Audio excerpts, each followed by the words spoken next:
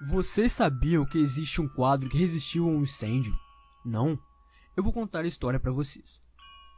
A história diz que um pintor italiano chamado Giovanni Bragolin, que em meados de 1940 resolveu retratar seu filho chorando em um quadro. Infelizmente, o garotinho não entendeu a situação e resolveu não colaborar com o seu choro, para que o pai fizesse o quadro. Segundo a versão inglesa da história, para que o menino chorasse, Giovanni ordenou que sua esposa segurasse alguns fósforos acesos próximo ao menino, pois ele sabia que seu filho temia e muito fogo. Por fim, o quadro nasceu, porém isso não trouxe nada de bom para a família de Giovanni.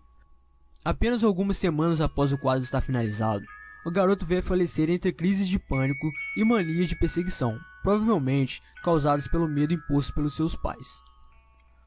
Não muito tempo depois, o próprio Giovanni e esposa morreram dentro de casa, quando um misterioso incêndio acabou com a casa e a vida do pintor.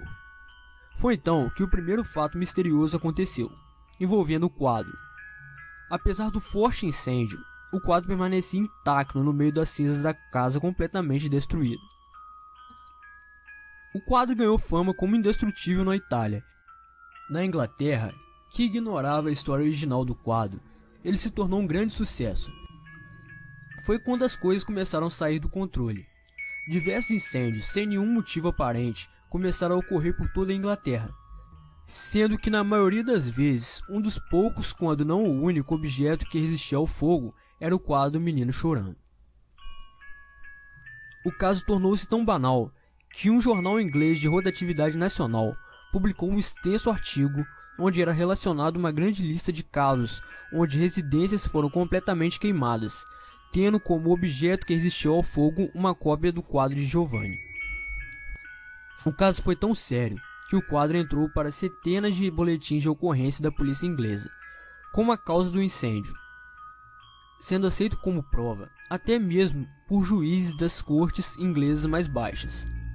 Além disso, é válido contar que o ano de maior número de vendas do quadro foi também o ano em que ocorreram mais incêndios na história da Inglaterra, chegando a contar cerca de 170 incêndios diários, sem causas aparentes, em todo o país. Ao longo do tempo, muitas variações do quadro foram criadas e copiadas por muitos outros pintores, e essas circularam o mundo todo, chegando a formar uma coleção de pinturas relacionada ao quadro do menino chorando.